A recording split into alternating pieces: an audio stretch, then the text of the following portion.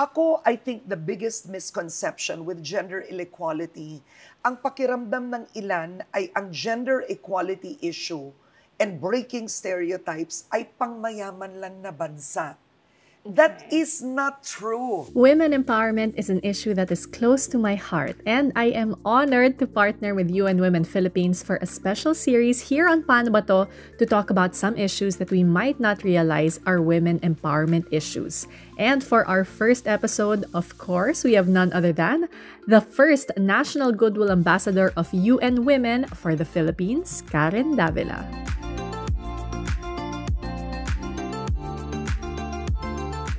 Okay, so women empowerment is the topic of this whole series, pero sometimes it's so intimidating bilang topic. Like when you hear it, women empowerment, and we have different pictures in our head. So siguro for this particular episode, we want to break it down kung ano ba yung ibig sabihin nun. So first, what for you is women empowerment?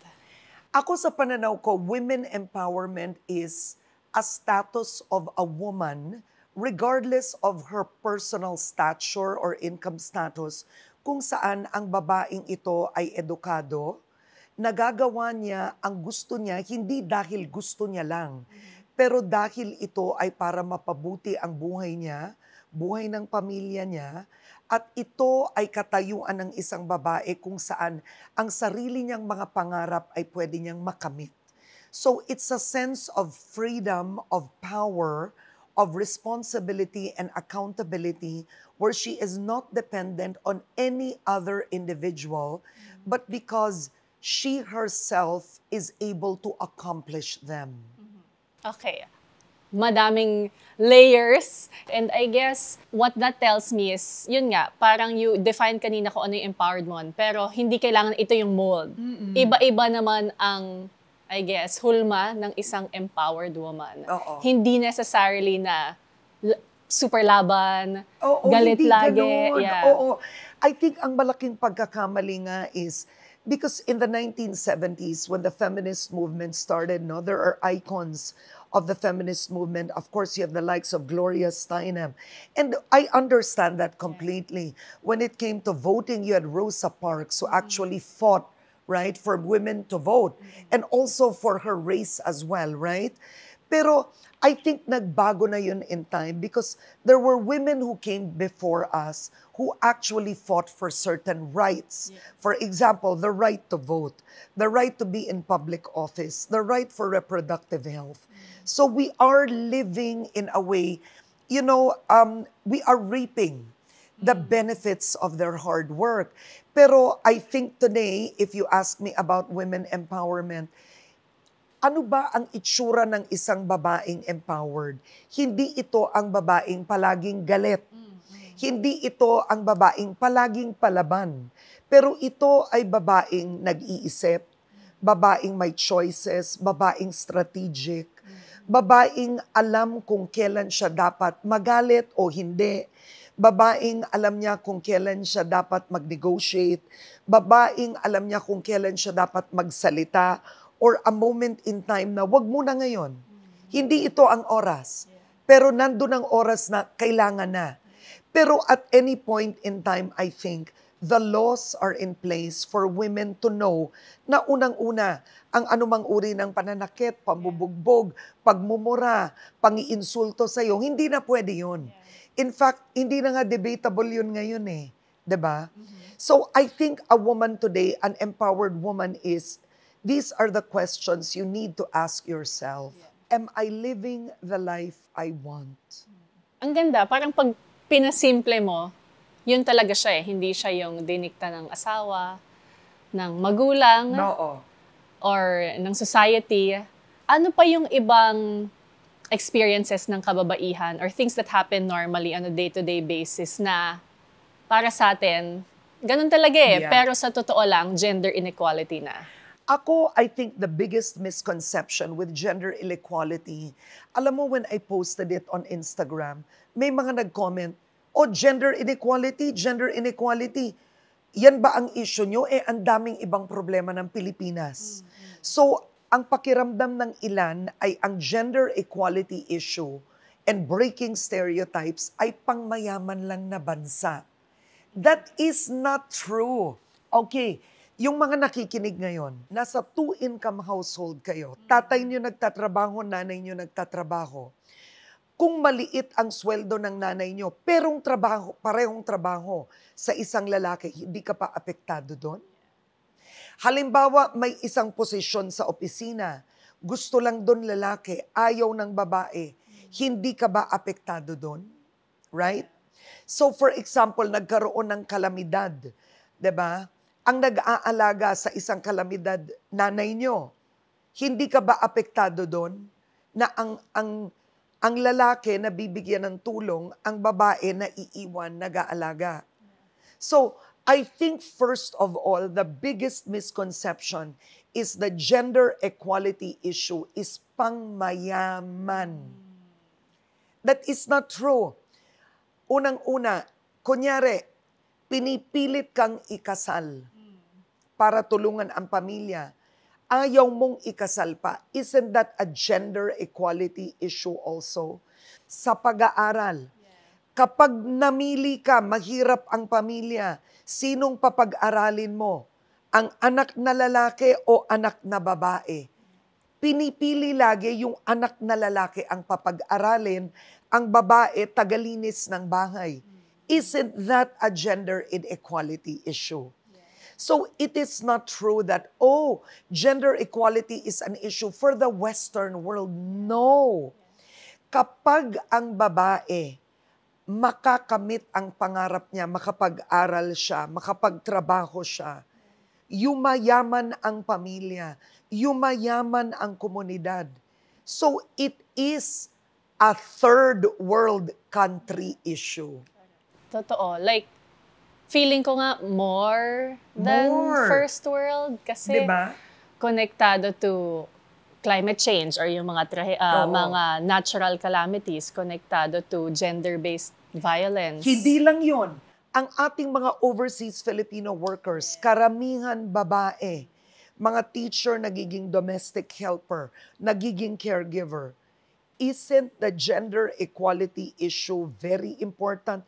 Because it protects your mother, your sister. It protects you. Yeah.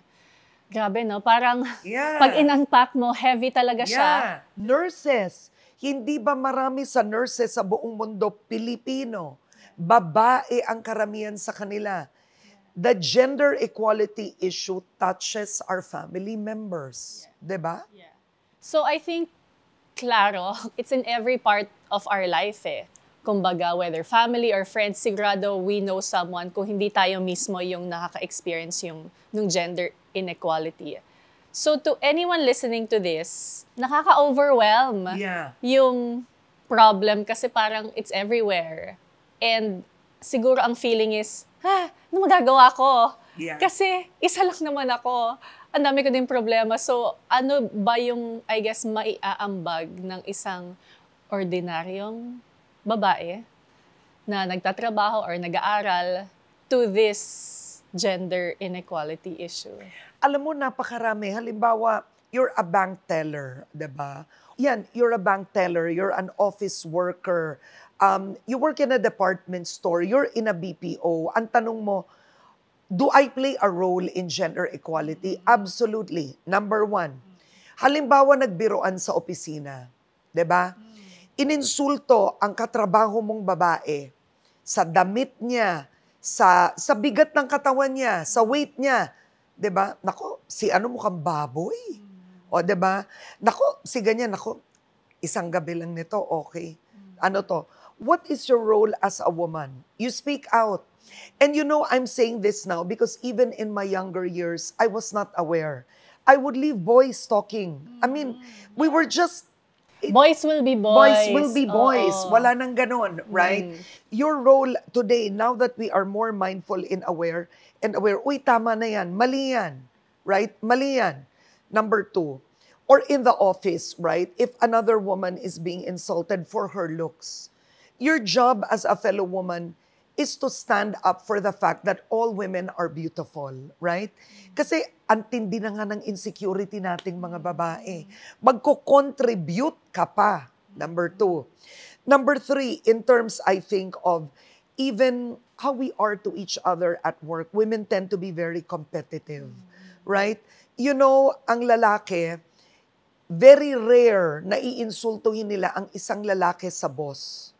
It's just not their nature. Ma-pride eh. Pero tayong mga babae, we tend to become catty. I always say that Queen Bee syndrome is the worst syndrome. And in the office, it's there. We fear another woman. We don't support another woman. We don't acknowledge the work of another woman, how great another woman is. Or let's say when somebody has to take our job, we even feel insecure that it's another woman that's going to replace us. So I feel the shift really has to come from within. You know, the thing with women, if we want a successful women's movement, is to change it one woman at a time. Is to raise better women, right? You have daughters and it starts with them. It's the little things, the insecurity about another classmate. It's the envy, the jealousy towards another classmate, the way another classmate looks. Because, you know, with women, it's more complex. In terms of consumerism, we are the target market. So you open a magazine, they don't target men's looks. Men don't really care. But with women, they target us, right? You have to be this size. You have to have this skin. You have to look this way. Your hair is to be like this. All the consumer products out there, the main target are women. So to a degree, women also suffer, right? It takes so long for a woman to be confident. Yung lalaki, konti lang, gumaling lang sa sports, confident na. Diba? May babae lang na nakipag-date sa kanya. Confident na. But ang babae, ang tagal. Ang tagal maging confident ng babae. Yes. It's such a basic question, but so important. If a woman's still looking for, yun nga, yung confidence niya, to do all that, to stand up for herself, stand up for other women, fight for her dreams, point out what's wrong, etc. Saan hinuhugot yung confidence niya? I'd like to approach this from different spectrums because I cannot remove the fact that I am a born-again Christian. And I believe that my journey has a lot to do with my faith.